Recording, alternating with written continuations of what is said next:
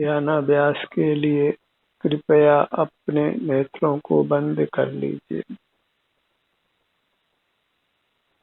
ध्यान अपना ही करना है, उसके लिए नेत्रों को खुला रखने की आवश्यकता नहीं है।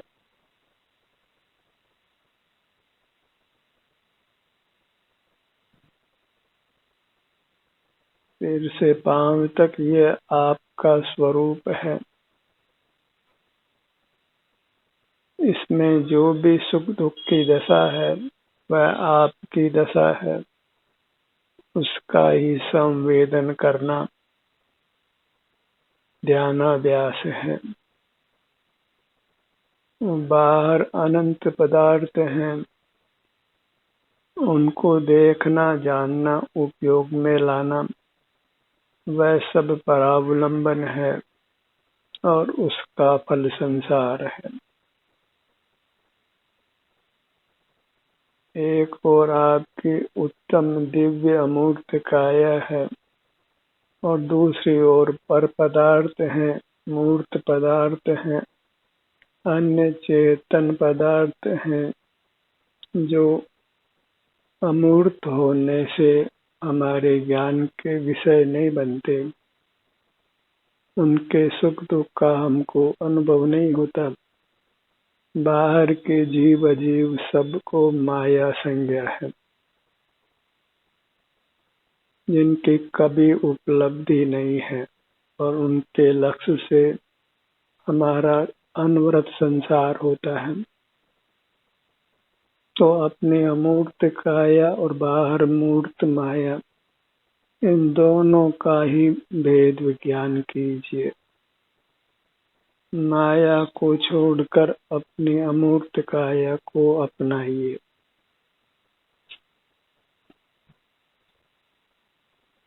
इसी के द्वारा हम सकल दुखों से मुक्त हो सकते हैं, उत्तम अविनाशी सुख को पा सकते हैं, मूर्त के बंधन से मुक्त होकर परमात्मा हो सकते हैं।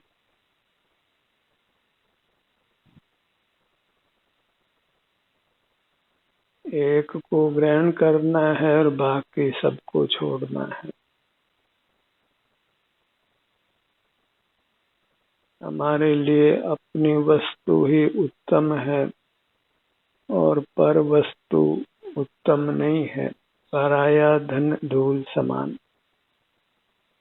दूसरे का वैभव हमारे प्रयोजन का नहीं है, हमारा वैभव ही भोगने योग्य है और हमारा वैभव इस मूर्त में मिली हुई अपनी अमूर्त काया है।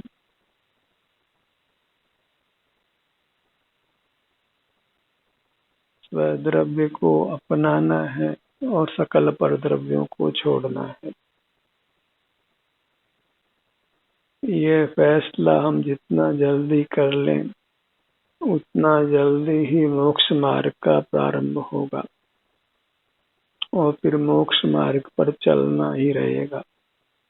और प्रारंभ ही नहीं करते तो फिर अनंत काल बीते तो भी मोक्ष होने वाला नहीं है।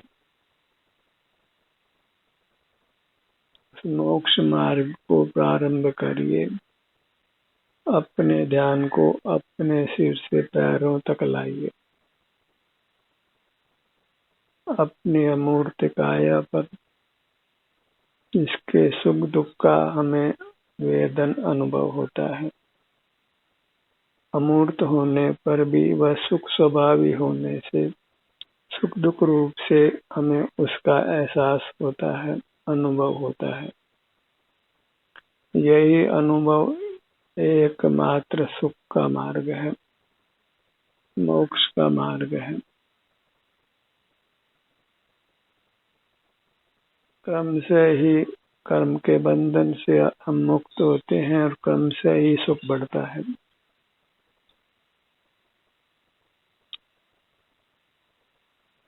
मोक्ष मार्ग के पूर्ण करने में भी समय लगना है, इसलिए इस काम को प्रारंभ कीजिए तो कालांतर में मोक्ष की प्राप्ति होगी। और प्रारंभ ही नहीं करेंगे तो कभी मोक्ष की प्राप्ति नहीं होगी।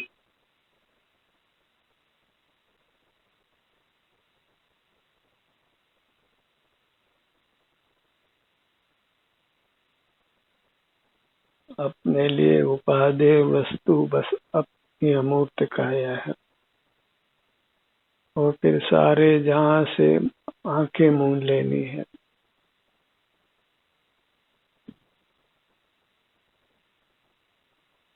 सुख को सारे जगत में नहीं ढूंढना है, नाना पदार्थों को सुख के लिए प्रयोग में नहीं लेना है।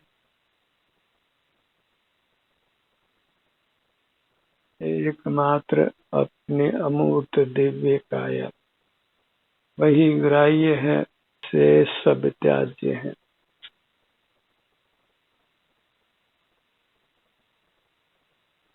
इस प्रकार स्व और पर का विवेक कीजिए।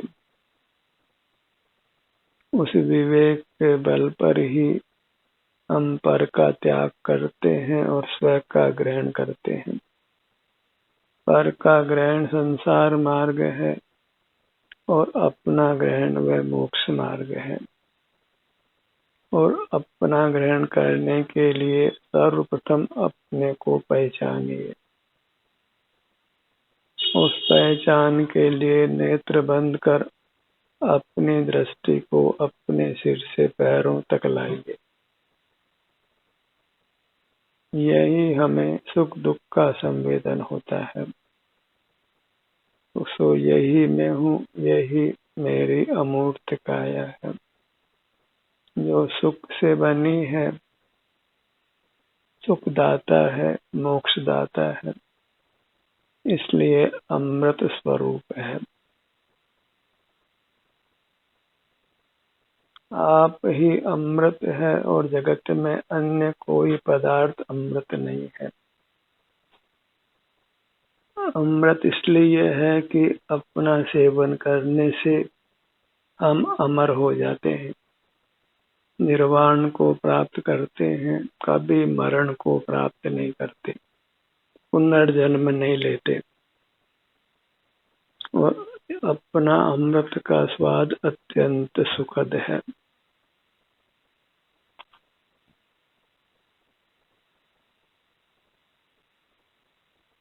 तो अपनी अमूर्त काया का दूसरा नाम ही अमृत जानो। वही चिंतामणि रत्न है, बिना जांचे बिना चिंतन के ही जो हमें सुख अनुभव कराती है। बस उससे युक्त रहना है।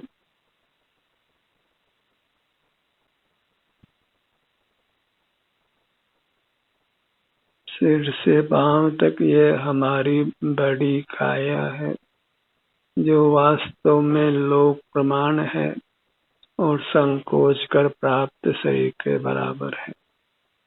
लोक प्रमाण होने से यह अत्यंत विशाल है। इसे विशाल काया की हमने संभाल करनी है।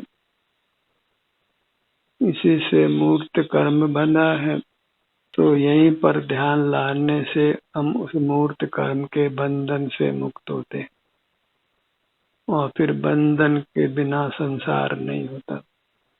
बंधन का ही दूसरा नाम संसार है, और बंधन से छूटने का ही दूसरा नाम मोक्ष है।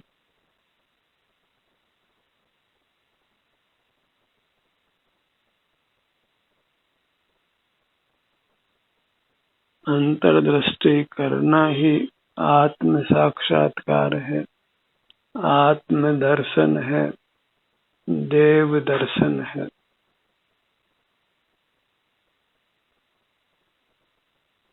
भिन्न पदार्थों के आश्रय से मोक्ष मार्ग नहीं होता है। पर के साथ बंधन है, मुक्ति नहीं है, और अकेला ही निर्बंध रहता है।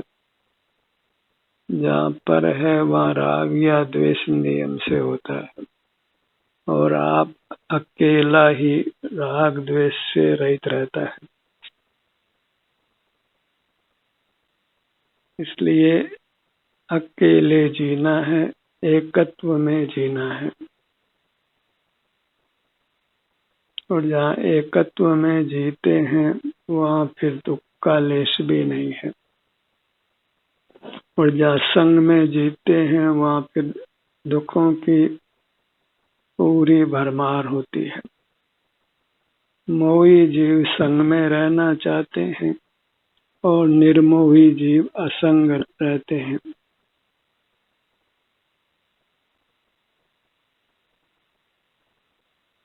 और मोक्ष जाना इष्ट है तो एक कल विहारी बनिए, अकेले ही चलिए, अपनी अमूर्त काया के ही संग रहिए और किसी के भी संग में नहीं रहना है। जितना संग है वह सब प्रसंग है, सर्व ही कुशील है। मोही जीवों को संग प्रिय है और निर्मोही जीवों को एकांत प्रिय है।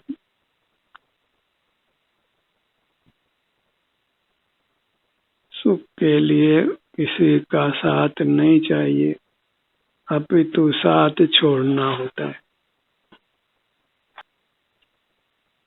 मोह छोड़िए और स्वावलंबी बनिए।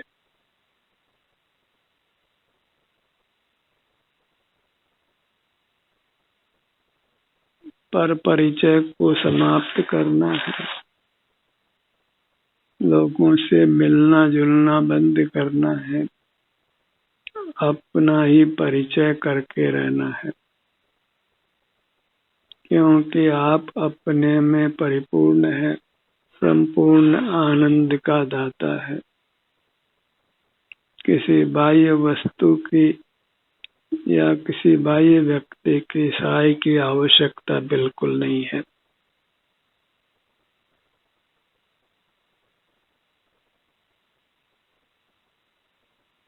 अकेले ही आता है, अकेले ही जाता है, फिर भी अकेला रहता नहीं है। इसीलिए संसार समाप्त नहीं होता है।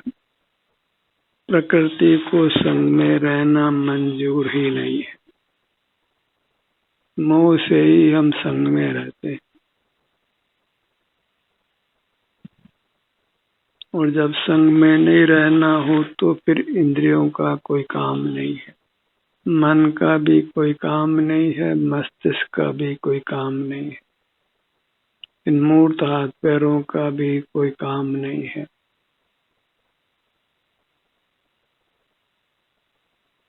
अकेला अमूर्त जीव ही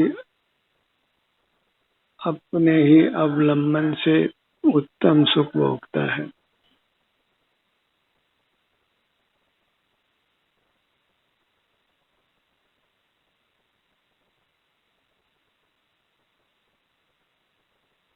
पुरुषार्थी होकर रहिए, अपने ध्यान को अपनी मूर्त से जोड़ कर रहिए।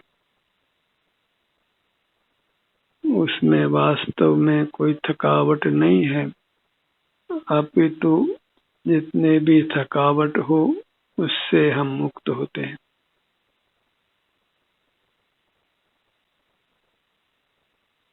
स्वस्थ रहने और स्वस्थ होने के लिए कायी चेष्टा की आवश्यकता नहीं है, कुछ भी विचार करने की आवश्यकता नहीं है, कुछ भी देखने जानने, कुछ भी अन्य पदार्थ का उपयोग करने की आवश्यकता नहीं है, कुछ भी पर वस्तु का सेवन करने की आवश्यकता नहीं है। आप अपने सन्मुख होकर अपना ही सेवन करता है, वही उत्तम सुख की अनुभूति होती है।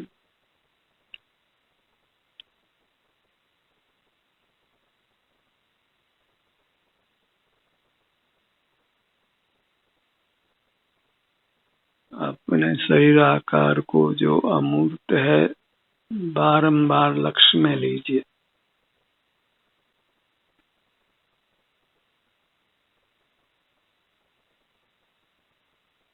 यहीं बने रहने का संकल्प लीजिए और उस संकल्प की पूर्ति में रात दिन लगे रहिए। जिस भी भाग पर हमारा उपयोग जाता है वह भाग स्वतः ही स्वस्थ होता है। अंतर्दृष्टि में अपनी अमूर्त काया को पूर्ण स्वस्थ करने की शक्ति है। भले मोही जगत उससे परिचित नहीं हो, नाना प्रकार की चिकित्सा प्रणालियां लोक में प्रचलित हैं, पर जो यथार्थ चिकित्सा प्रणाली है उसका प्राय लोप ही हो गया है। और वह चिकित्सा प्रणाली नेत्र बंद कर अपने शरीर का एहसास करने रूप है, संवेदन करने रूप है। और यह चिकित्सा पद्धति ही निर्दोष है।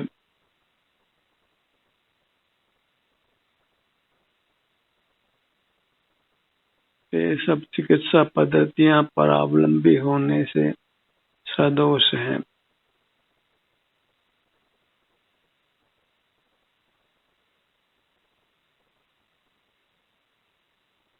निर्दोष चिकित्सा पद्धति को अपनाइए। स्वावलंबी चिकित्सा अंतर्दृष्टि कर अपने शरीर के हर भाग में जो भी सुख दुख है उसका अनुभव करना, सेवन करना, संवेदन करना।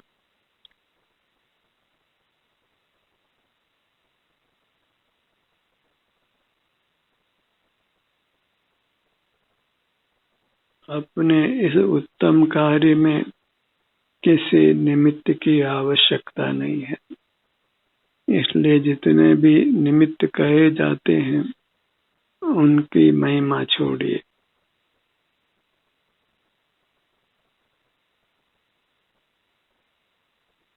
स्वानुभव में किसी निमित्त की आवश्यकता नहीं, किंचित भी परावलंबन नहीं, पराधीनता नहीं।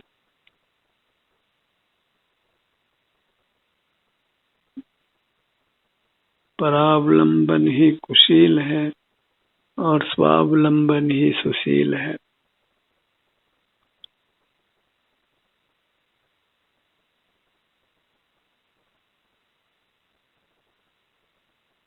अपने ध्यान को अपने मस्तिष्क पर लाइए।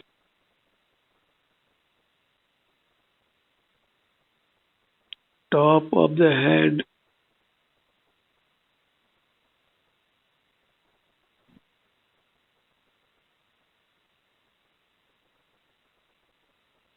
अंतर्दृष्टि से अपने मस्तिष्क को स्वस्थ रखिए। ब्रेन डेड हो गया, माननीय जीव की मृत्यु हो गई। तो अपने ब्रेन को स्वस्थ रखिए। ब्रेन के स्थान पर ही जो भी संवेदना है उसको बारंबार भोगिए।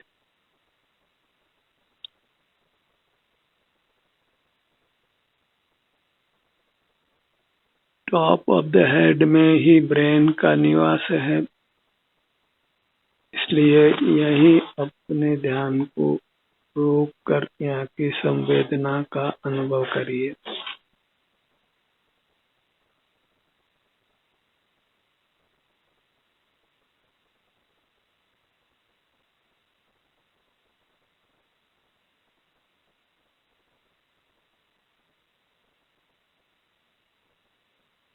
अपने ध्यान को अपने ललाट भाग पर लाइए।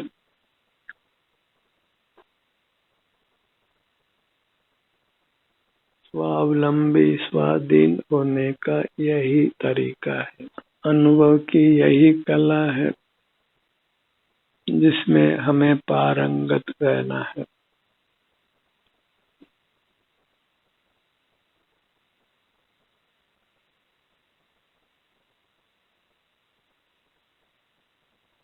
अपने ध्यान को अपने भ्रूमध्य पर लाइए।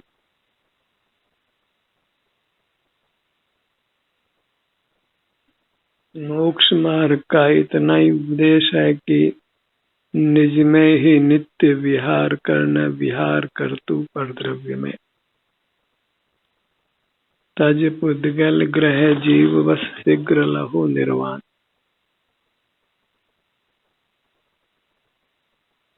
आप अनुभव करे और शाश्वत सुख विलसंत।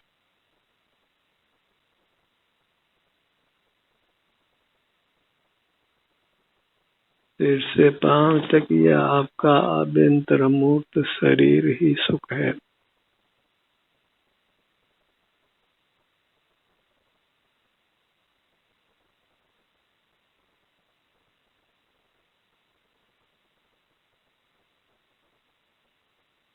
अपने से विमुख रहना ही नाना दुखों को भोगना है।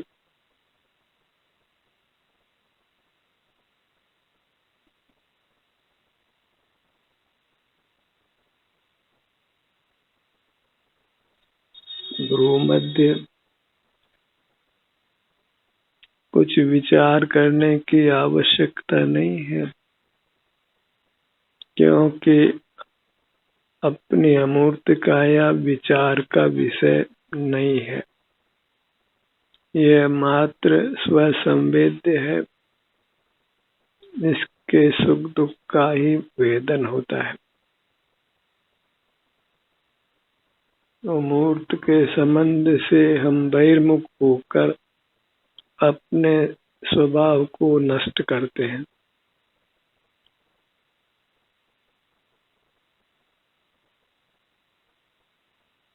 अनुभव को शब्दों की, अंकों के ज्ञान की आवश्यकता नहीं है। अनपढ़ भी मुक्ति का अधिकारी होता है, यदि वह अपने अमूर्त काया को पहचान कर उसके सुख दुख का संवेदन करते हुए रहता है। फिर भले ही वह जगत के बारे में कुछ भी ज्ञान नहीं रखता।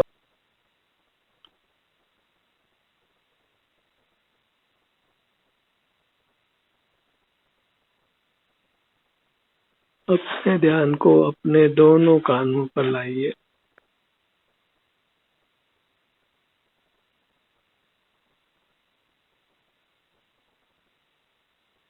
प्रधानता से हम अपने ध्यान को पांचों इंद्रियों पर, मन पर और मस्तिष्क पर लाएं तो बहिर्मुखता नष्ट होती है और सहज ही हम अंतर्मुख होते हैं।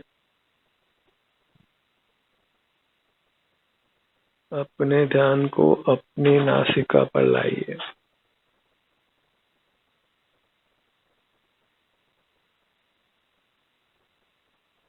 अनादि से श्वास रूप अशुद्ध प्राण है जिससे हम जीते हैं। ऐसे अशुद्ध प्राणों का ही अभाव करना है,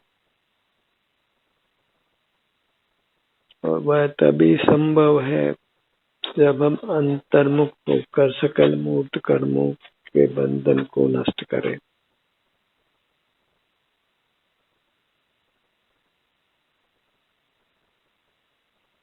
अपने ध्यान को अपनी जिह्वा इंद्रिय पर लाइए।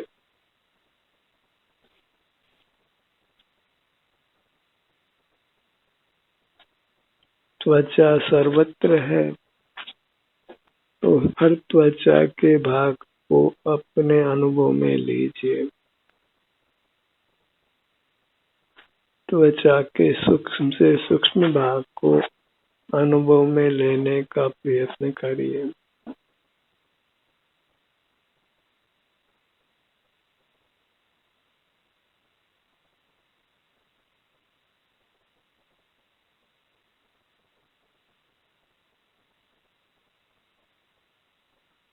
सिर से पांव तक स्पर्श इंद्रिय का विस्तार धीरे धीरे लक्ष्य में लीजिए।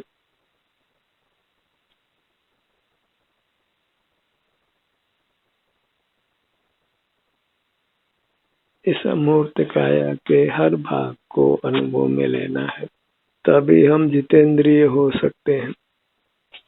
फिर जितेंद्रिय होकर जितमोह हो सकते हैं, परमात्मा हो सकते हैं। अपना पूरा धड़ भाग, सीना, पेट और पीठ, अपने ध्यान को अपनी दाहिनी भुजा पर लाइए। बाईं भुजा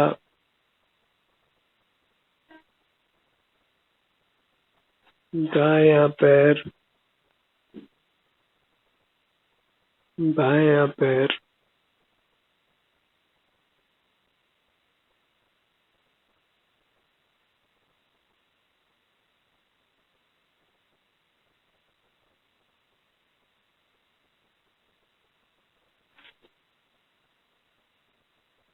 सर्वांग मूर्त की सूची कीजिए और फिर इसी में ही निरंतर लीन रहने का प्रयत्न कीजिए। ध्यान का ये सत्र यहीं समाप्त होता है। आपकी सहभागिता के लिए धन्यवाद।